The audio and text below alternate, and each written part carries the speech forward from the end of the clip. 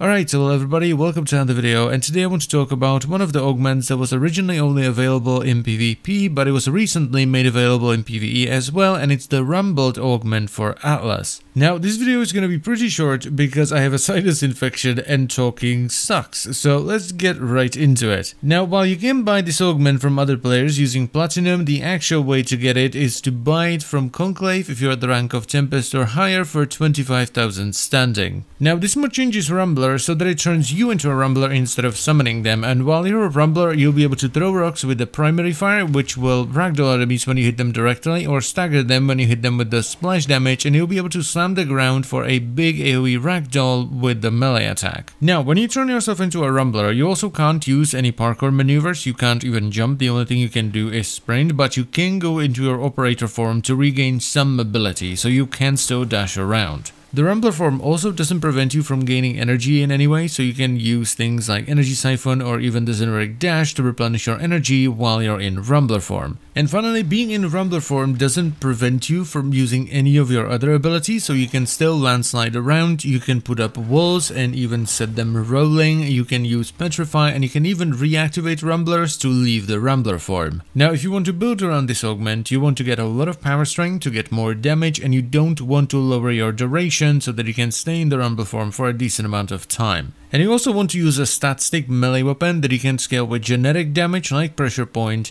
impact damage such as Collision Force or even Prime Heavy Trauma, and then elemental damage. Now, the biggest problem with this augment is actually in the type of damage it does, because the base damage is pure impact, so it's complete trash versus armor. The crit chance also seems to be non-existent, which is a bummer because that's otherwise a really good way to scale your damage as well. But that's not to say that the damage is great, because even with a lot of power strength and like a really good stat stick, the damage is mediocre at best. It's not entirely bad though, because it can make you pretty much immortal if you invest into power strength, because you can very easily get upwards of 15,000 rock armor, which acts as your health in the Rumbler form. Then there are the over-the-top ragdolls when you hit something directly with a rock or when you slam the ground, which is pretty ridiculous.